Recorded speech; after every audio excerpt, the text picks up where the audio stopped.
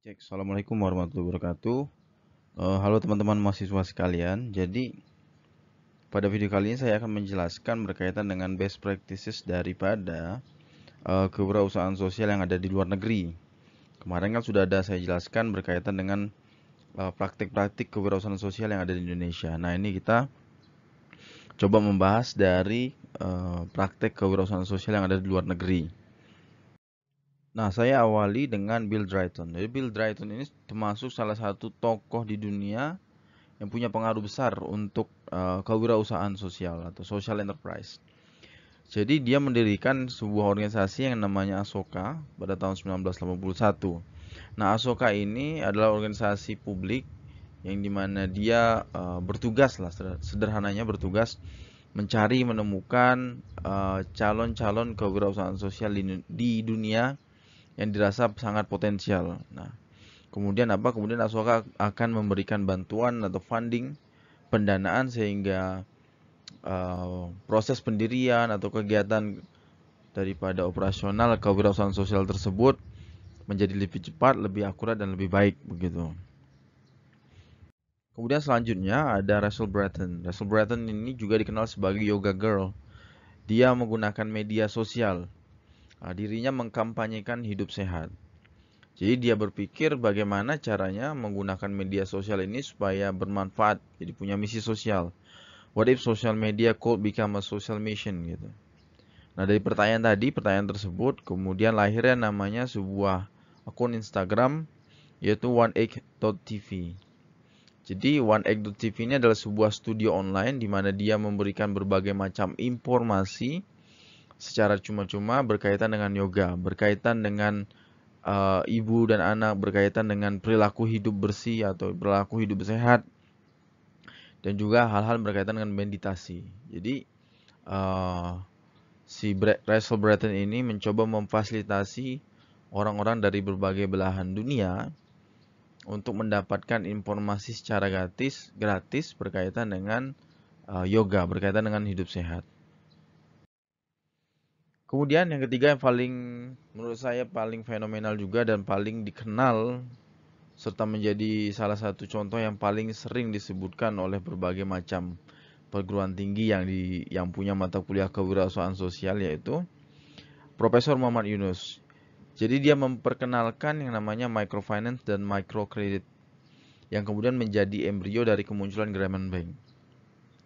Nah, yang menariknya adalah bahwa Grameen Bank ini berbeda dengan bank-bank konvensional atau tradisional pada umumnya yang dimana ketika kita sebagai seorang nasabah itu harus punya jaminan dalam bentuk yang berwujud itulah entah itu rumah, entah itu tanah ataupun surat-surat yang dia punya nilai paling tidak sama dengan jumlah pinjaman yang akan kita pinjam gitu. Tapi kalau di Grameen Bank, jadi Muhammad Yunus ini memberikan kesempatan kepada ibu-ibu rumah tangga yang dia punya permasalahan atau kendala dengan kondisi keuangannya untuk kemudian mengakses permodalan. Nah, kemudian apa yang menjadi jaminannya? Jaminannya adalah solidaritas. Jadi jaminannya adalah kemudian kepercayaan. Karena apa? Karena Grameen Bank ini mempunyai sifat atau pendekatan kolektif atau komunitas atau kelompok gitu. Jadi tidak perorangan.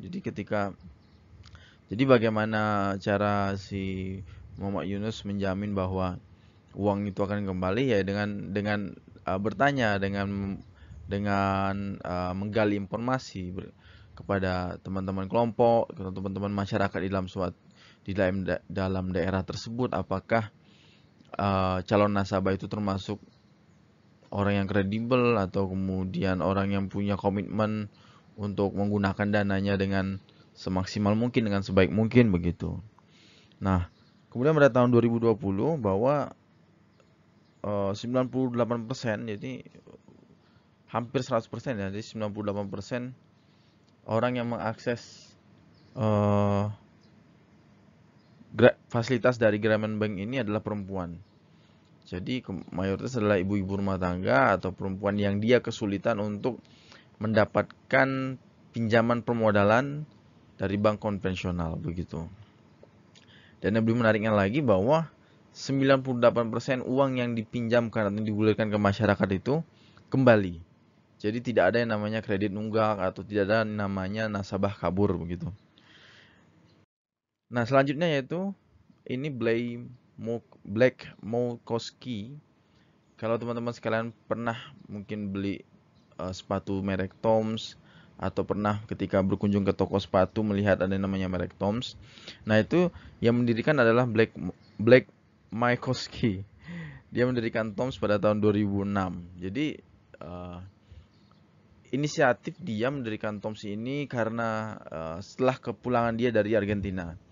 Jadi dia berkunjung ke Argentina, kemudian melihat bahwa banyak anak-anak kecil yang menderita sakit.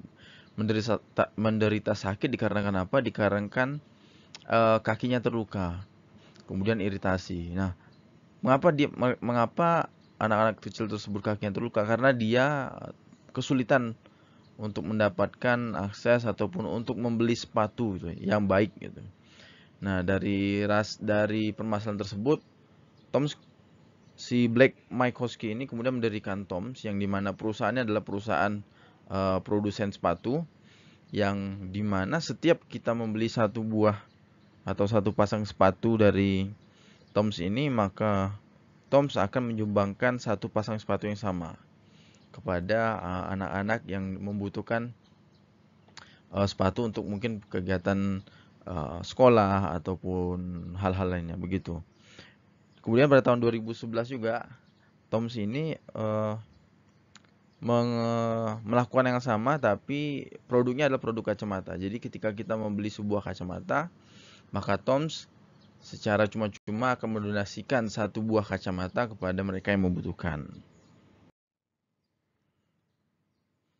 Nah, ini kemudian selanjutnya itu dari Better World Books. Jadi didirikan oleh Xavier Halsgessen, kemudian ada Chris Punch dan juga Jeff Kurtzman. Bahwa tiga serangkai tersebut pada tahun 2002 mendirikan yang namanya sebuah organisasi Better World Books. Nah, harapannya adalah bahwa dengan organisasi ini mereka mampu untuk meningkatkan literasi, minat baca gitu, dan juga akses terhadap buku bagi banyak orang di dunia.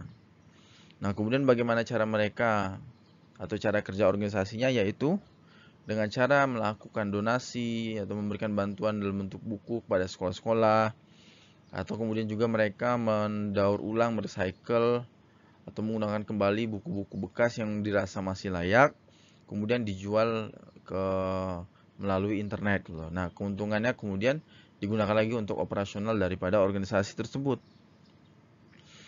Nah, yang menarik dari organisasi Better World Books ini adalah bahwa mereka menggunakan pendekatan triple bottom line. Jadi mereka tidak hanya menyasar profit atau keuntungan, tapi juga mereka menyasar misi sosial, yaitu tadi untuk meningkatkan literasi, minat baca terhadap buku, dan juga akses terhadap buku masyarakat di dunia. Selain itu juga mereka punya misi lingkungan. Jadi buku-buku yang mungkin sebelumnya tidak terpakai, kemudian didaur ulang untuk dicetak dengan cetakan judul baru, atau kemudian diperbaiki beberapa halaman yang robek atau diperbaiki sampulnya untuk kemudian dijual kembali. Jadi tidak ada buku yang terbuang sia-sia begitu. Nah, ini yang terakhir sebelum kita menutup presentasi atau materi kuliah kali ini. Itu namanya ada seorang dari inovator sosial dari India, yaitu Banker Roy. Banker Roy ini mendirikan organisasi yang namanya Barefoot College. Itu organisasi non-profit yang didirikan pada tahun 1972. Nah, awalnya sebenarnya Barefoot College ini bertujuan untuk menyediakan akses bersih kepada masyarakat-masyarakat yang membutuhkan gitu. Namun seiring berjalan waktu terjadi perubahan, pergeseran misi, di mana mereka kemudian mengharapkan adanya pemberdayaan dan juga keberlanjutan, baik itu dari organisasi maupun dari masyarakat. Nah, Barefoot College ini memberikan bantuan berupa pompa air. Jadi mereka tidak hanya memberikan bantuan, mereka juga melatih masyarakat sehingga apabila mungkin nanti pompa air tersebut rusak, masyarakat mengerti bagaimana cara untuk memperbaikinya. Masyarakat tidak lagi bergantung dengan teknisi dari luar. Masyarakat tidak lagi harus mengeluarkan biaya lebih untuk mungkin membayar jasa atau kemudian membeli pompa baru gitu loh. Nah, kemudian juga bahwa Barefoot College ini juga menyediakan pelatihan bagi tenaga medis yang ada di desa dan juga bantuan panel surya sehingga masyarakat yang tidak mendapatkan akses terhadap sumber daya listrik, dalam hal ini mungkin yang diberikan oleh negara gitu, kalau kita kontekskan PLN. Nah, dengan organisasi Barefoot ini, Bang Roy mencoba untuk memfasilitasi masyarakat akses atau bantuan terhadap panel surya. Jadi masyarakat punya akses terhadap listrik, lah, penerangan di rumah.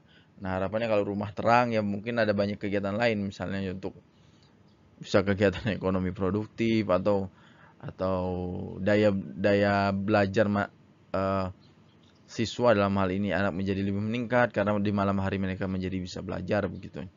Ya harapannya ada efek-efek berlanjut lah, ada multiplier efek gitu. Baik teman-teman sekalian, mungkin cukup sekian dulu untuk video kali ini. Saya harap semua penjelasan yang saya sampaikan tadi dapat diterima. Nanti apabila ada hal-hal yang bingung atau hal yang ditanyakan, bisa disampaikan di kolom komentar atau di grup WhatsApp. Baik, cukup sekian dulu. Wabillahi taufiq wal hidayah. Wassalamualaikum warahmatullahi wabarakatuh.